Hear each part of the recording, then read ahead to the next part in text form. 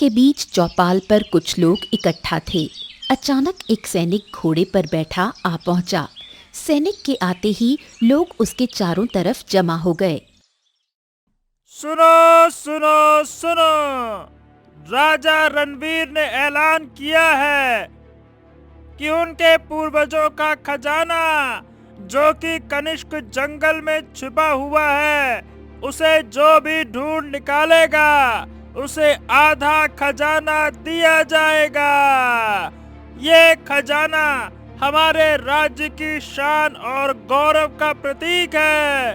सुनो सुनो सुनो।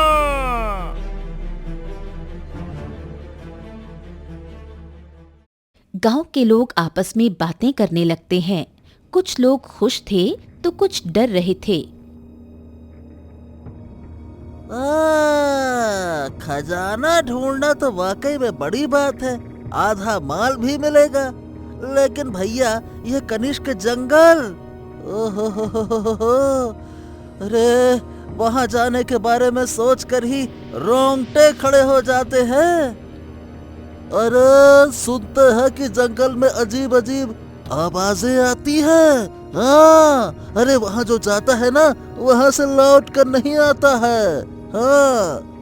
जूही दूर खड़ी ये सब सुन रही थी। वो अपने मन में कुछ ठानकर मुखिया के पास जाकर बोली, मुखिया जी, मैं उस खजाने को ढूंढना चाहती हूँ।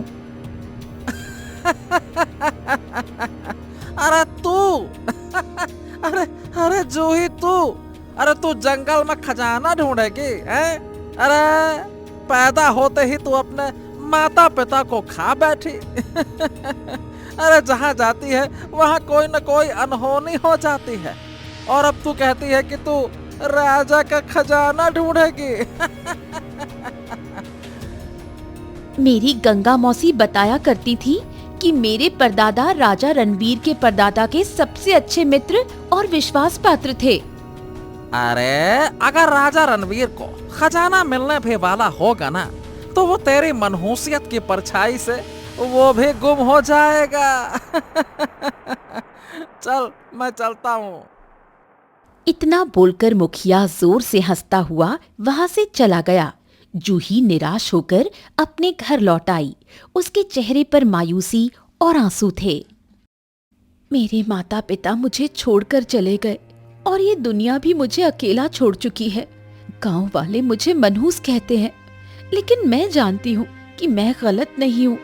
मेरे परदादा राजा रणवीर के खजाने के बारे में जरूर जानते होंगे, तो मुझे भी वो खजाना ढूंढना होगा। ये सिर्फ मेरे लिए नहीं, बल्कि मेरे खानदान की इज्जत के लिए भी है। तभी जूही की नजर घर के एक कोने में रखे पुराने बक्से पर पड़ी। ये बक्सा बहुत पुराना लगता है। इतना बोलकर जूही ने उस बक्से को उठाकर खोल दिया और उस बक्से के अंदर रखी हुई वस्तुओं को गौर से देखने लगी। तभी जूही की नजर उसमें रखे हुए एक कागज के पुराने नक्शे पर पड़ी। जूही उस नक्शे को उठाकर गौर से देखती हुई बोली, ये तो कनिष्क जंगल का नक्शा है। इसका मतलब ये खजाने का नक्शा है। मेरे परदादा ने इसे छुपाकर रखा था। शायद यही वो नक्शा है जिसकी तलाश राजा रणवीर कर रहे हैं। अगली सुबह राजा रणवीर अपने दरबार में सिंहासन पर बैठा था। उनके साथ रानी रुक्मिणी, राजकुमारी कनक और दरबारी मौजूद थे। तभी जूही वहां आ पहुंची। कौन हो तुम और तुम्हारी दरबार में आने की हिम्मत कैसे हुई? महाराज, मेरा नाम जूही है। मैं हरियालीपुर गांव की रहने वाली हूँ। मेरे परदादा आपके परदादा के घनिष्ठ मित्र और एक दूसरे के विश्वास पात्र साथी थे। मेरी गंगा मौसी ने बताया था कि मेरे परदादा ने आपके परदादा के साथ कई महत्वपूर्ण काम किए थे। अरे तो इसमें हम क्या करें? महाराज, आपने ऐलान किया था कि जो भी खजाना ढूंढेगा उसे खजाने का आधा हिस्सा मिलेगा। मेरे पास एक पुराना नक्शा है जो कनिष्क जंगल का है। मुझे यकीन है कि ये खजाने का नक्शा है। राजा रणवीर चौंककर अपने सिंहासन से उठ खड़ा हुआ। ओ, कहाँ है वो नक्शा कहाँ है? दिखाओ। जूही ने नक्शा राजा रणवीर को सौंप दिया। राजा नक्शे को ध्यान से देखने लगा। महाराज, आप चाहें तो इस नक्शे को अपने पास रख सकते हैं, क्योंकि खजाने का रास्ता अब मेरे दिमाग में है। ये सुनकर राजा रणवीर की आंखों में चमक आ गई। अरे तुम तो बहुत बुद्धिमान हो। वाह वाह वाह वाह वाह वाह लड़की, वाह। हाँ ठीक है, तो हम तुम्हें खजाने की खोज की जिम्मेदारी सौंपते हैं, लेकिन कल तुम अकेली नहीं जाओगी। तुम्हारे साथ हमारी पत्नी, हमारी पुत्री और एक सैनिक भी जाएगा, ताकि तुम्हें किसी भी खतरे का सामना ना करना पड़े। ठीक है? जूही मुस्कुराते हुए दरबार से निकल गई। शाम के समय रुक्मिणी राजा रणवीर से बोली, महाराज, ये लड़की कौन थी और आपने उसे खजाने की खोज की जिम्मेदारी क्यों दी? अरे तुम कुछ समझती नहीं हो रुक्मिणी। अरे हमने उस नक्शे को खोजने के लिए क्या क्या नहीं किया। अरे महल का चप्पा चप्पा छान मारा, लेकिन कभी सोचा नहीं था कि वो नक्शा गांव की एक साधारण लड़की के पास होगा। हैं?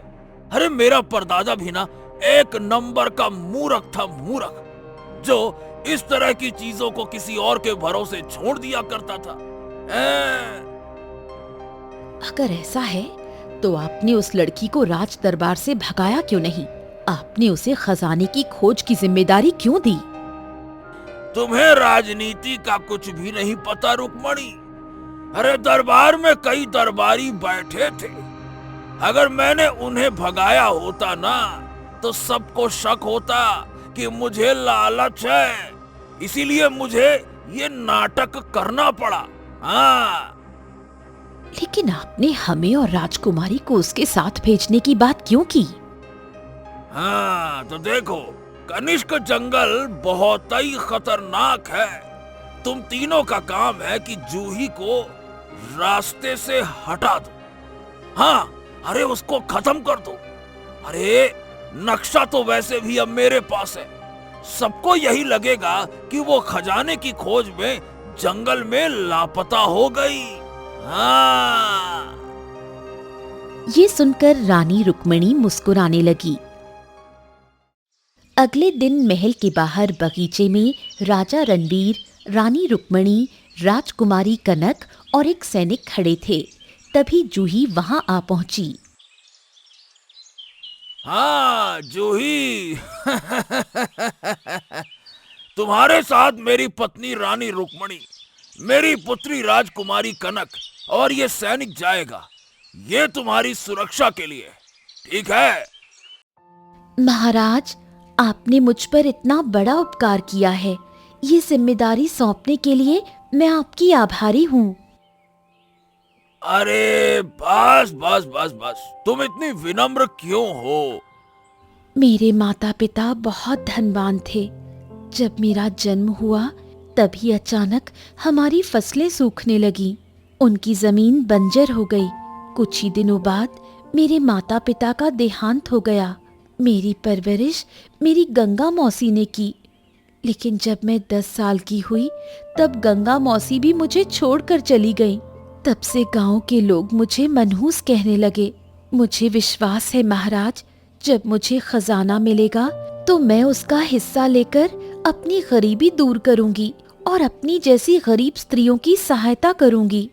उससे मेरे मन को शांति मिलेगी। तुम सचमुच में बहुत अच्छी लड़की हो जूही। मेरा पूरा विश्वास है कि तुम खजाने तक जरूर पहुंचोगी। समझ गई?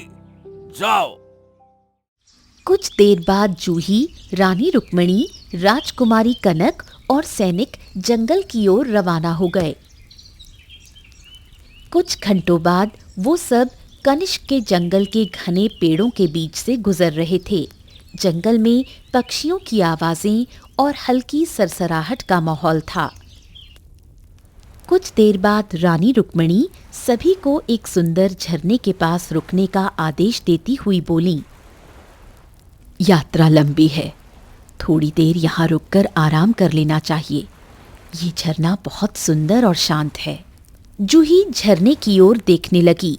रानी रुक्मिणी जूही को देखते हुए बोली, जूही, इस सफर में तुम्हें बहुत मेहनत करनी होगी। झरने का पानी साफ और ठंडा है, इसे पीकर तुम तरोताजा हो जाओगी। जी महारानी। जूही जैसे ही वो पानी पीने के लिए झुकी, रानी रुक्मिणी ने अचानक उसे पीछे से धक्का दे दिया। जूही झरने में गिर गई। महारानी, ये आपने क्या किया? झरने का तेज बहाव जूही को बहाकर जंगल के एक हिस्से में ले गया। जूही झील के पास किनारे पर आकर रुक गई। वो बेहोश हो चुकी थी। कुछ देर बाद उसकी आंखें खुल गईं। वो थकी हुई उठकर इधर-उधर देखते हुए अपने आप से बोली, ये मैं कहाँ आ गई? क्या ये जंगल का वही हिस्सा है जो नक्शे में था?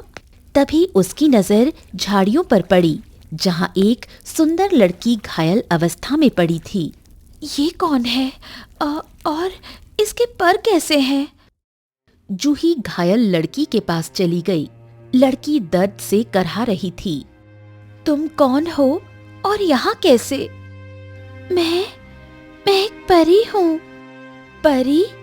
हाँ, हम परियां कनिष्क के एक जंगल में घूमने आते हैं, लेकिन मैंने एक तपस्वी को तंग कर दिया और उसने मुझ पर और मेरे मित्रों पर प्रहार कर दिया।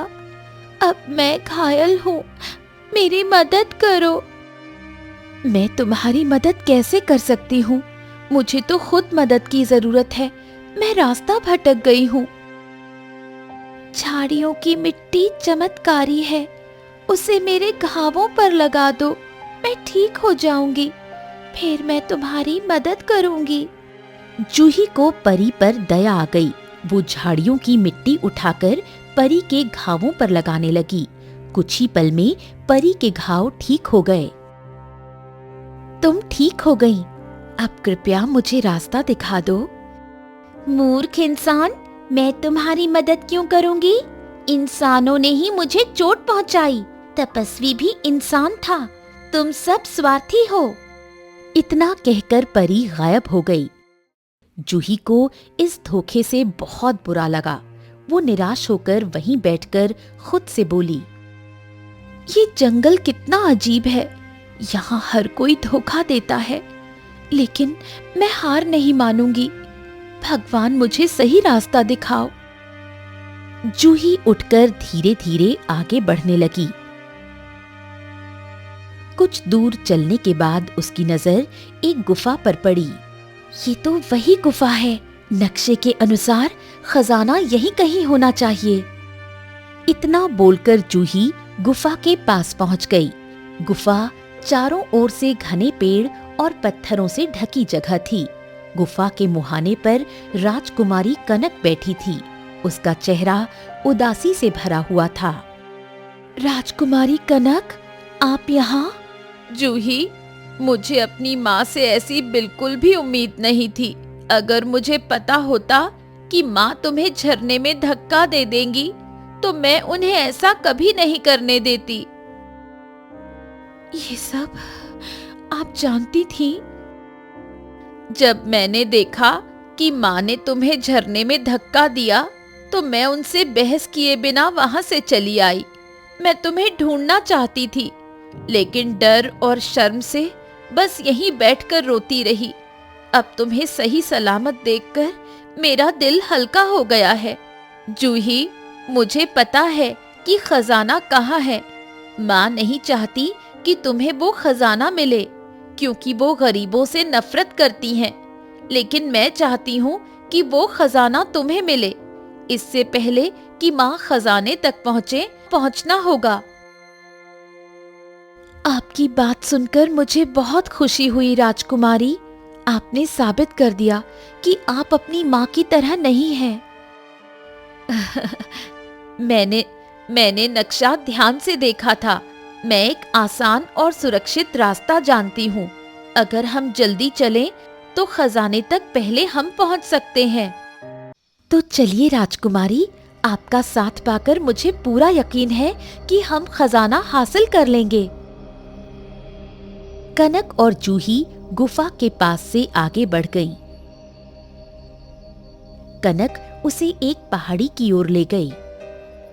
यहाँ से नीचे का रास्ता खजाने तक जाता है।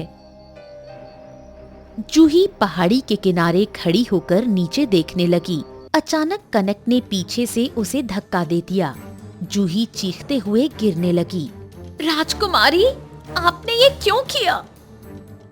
जूही गिरते हुए एक पेड़ की शाखा में फंस गई। उसकी सांसें तेज चल रही थीं। पेड़ के नीचे वही सैनिक खड़ा होता है जिसे राजा रणवीर ने भेजा था। सैनिक पेड़ की ओर देखता हुआ बोला, अरे जूही, आप यहाँ ऊपर कैसे पहुँच गईं? मुझे बचाइए, राजकुमारी ने मुझे पहाड़ी से धक्का दे दिया है। सैनिक ने तुरंत जूही को पेड़ से उतार दिया और जूही की ओर देखकर गंभीर अवस्था में बोला, हाँ, मुझे पहले से ही शक था कि रानी रुक्मणी और राजकुमारी कनक आपके साथ ऐसा जरूर करेंगी, क्योंकि वो दोनों गरीबों को पसंद नहीं करती। जब रानी रुक्मणी ने तुम्हें धक्का दिया तो राजकुमारी कनक को लगा कि तुम मर चुकी हो, लेकिन रानी रुक्मणी को विश्वास नहीं हो रहा था। इसीलिए उसने अपनी पुत्री को देखने के लिए जंगल के आगे वाले स्थान पर भेज दिया, ताकि अगर तुम बच जाओ तो खजाने तक पहुंच ना पाओ। और राजकुमारी कनक ने वही किया जो उसकी माँ ने उसे करने के लिए कहा था। लेकिन मुझे खुशी है कि तुम सुरक्षित हो। हाँ। तभी जूही की नजर सामने खंडहर पर पड़ी। खंडहर को देखकर जूही सैनिक की ओर देखकर बोली, मुझे नक्शा ध्यान है। नक्शे में इसी तरह का दिखने वाला एक खंडहर का चित्र बना हुआ था। इसका मतलब खजाना इस खंडहर के अंदर है। जूही दौड़ती हुई खंडहर के अंदर चली गई। खंडहर के अंदर खजाने से भरे बड़े बड़े संदूक रखे थे। जूही खुश होकर सैनिक को आवाज लगाने लगी, यहाँ है खजाना। मैंने नक्शे में देखा था कि खंडहर के भीतर यही खजाना छिपा है। अचानक सैनिक ने जूही के सिर पर जोर से वार कर दिया। जूही बेहोश होकर जमीन पर गिर गई। कुछ देर बाद जब जूही की आंख खुली तो उसने देखा उसके हाथ पैर बंधे हुए थे। सामने राजा रणबीर, रानी रुक्मणी, राजकुमारी कनक और सैनिक खड़े थे। राजा का चेहरा गुस्से से लाल था। अरे अरे अरे अरे अरे, तुम कितनी ढीठ और बेशरम हो जूही। अरे मेरी पत्नी ने तुम्हें झरने में धक्का दिया पर तुम बच गई। मेरी बेटी ने तुम्हें पहाड़ी से गिराया, तुम फिर भी बच गई। और अब मेरा सैनिक तुम्हें खत्म करना चाहता था, लेकिन तब भी तुम बच गई। लेकिन अब तुम्हें हर हाल में मरना होगा। हाँ महाराज, मुझे आपके ऊपर विश्वास था। इस बीच खंडहर में अचानक से रोशनी चमकने लगी और वही परी प्रकट हो गई।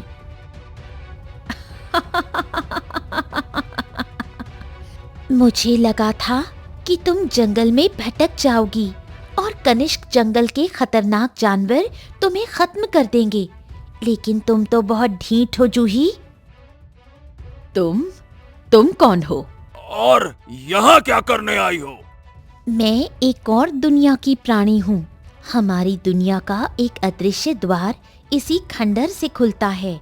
मैं अक्सर यहाँ से होकर अपनी दुनिया में जाती हूँ। तभी कनक धीरे धीरे खजाने के पास चली गई, मगर जैसे ही उसका हाथ खजाने के पास गया, उसका हाथ झुलस गया। कनक चीख पड़ी, आ! ये क्या हो रहा है? मेरा हाथ जल रहा है। आ! आ! तभी खजाने के ऊपर अचानक से रंग बिरंगी रोशनी फैल गई। उसी रोशनी के बीच से एक सुंदर रंगीन चिड़िया प्रकट हो गई। चिड़िया तेज आवाज में बोली, ये खजाना मेरी निगरानी में है। तुम्हारे पूर्वजों ने मुझे इस खजाने की रक्षा के लिए यहाँ तैनात किया था। इसे तब तक कोई नहीं ले सकता जब तक मेरे सवाल का सही उत्तर कोई न दे। अब मैं तुम सबसे एक सवाल पूछती हूँ। चिड़िया ने एक कठिन सवाल पूछा। राजा रणवीर, रानी रुक्मणी, कनक और सैनिक सोच में पड़ गए। कोई भी उत्तर नहीं दे पाया। जूही, जो बंधी हुई थी, आत्मविश्वास से बोली, मुझे इसका उत्तर पता है, लेकिन पहले मेरे हाथ खोलो। राजा रणवीर तुरंत सैनिक को आदेश देता हुआ बोला, सैनिक, इसके हाथ खोल दो। सैनिक ने जूही के हाथ खोल दिए। जूही खड़ी होकर आत्मविश्वास के साथ चिड़िया की ओर बढ़ी और उत्तर दे दिया। तभी चिड़िया ठहाका मारकर हंसने लगी।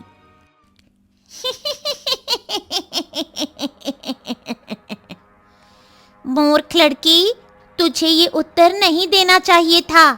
तू नहीं जानती कि मैं असल में एक राक्षसी हूँ, जिसे एक चिड़िया के रूप में बांध दिया गया था। जिसने मुझे ये रूप दिया था, उसने कहा था कि अगर मेरे प्रश्न का सही उत्तर दिया गया तो मैं कुछ समय बाद अपने असली राक्षसी रूप में लौट आऊंगी। तभी वहां पर एक साधु प्रकट हो गए। तुम सब ने इस खजाने के साथ खिलवाड़ किया है। राजा रणवीर, तुम्हारे पूर्वजों ने यह खजाना अपनी प्रजा को लूट लूट कर इकट्ठा किया था। यह खजाना उन गरीबों का है जिनकी मदद के लिए इसे रखा गया था।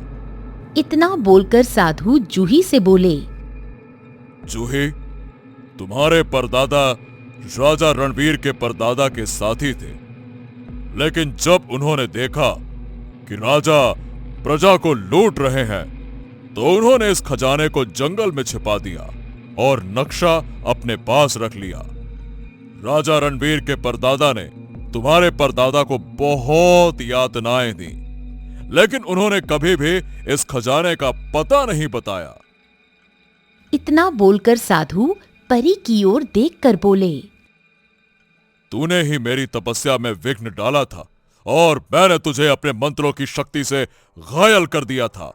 लेकिन इस लड़की ने जब तेरी सहायता की, तो तूने बदले में इसकी सहायता करने से इनकार कर दिया। तुझे भी इसकी सजा मिलेगी, और साथ ही साथ इस चिड़िया को भी, जो कि एक असल में राक्षसी है। इस राक्षसी को भी चिड़िया में बदल जाने का श्राप मैंने दिया था और इससे कहा था कि जब भी तेरे प्रश्न का कोई सही उत्तर देगा, तब ये कुछ समय बाद श्राप से मुक्त हो जाएगी। और जूही की वजह से ये श्राप मुक्त हो गई।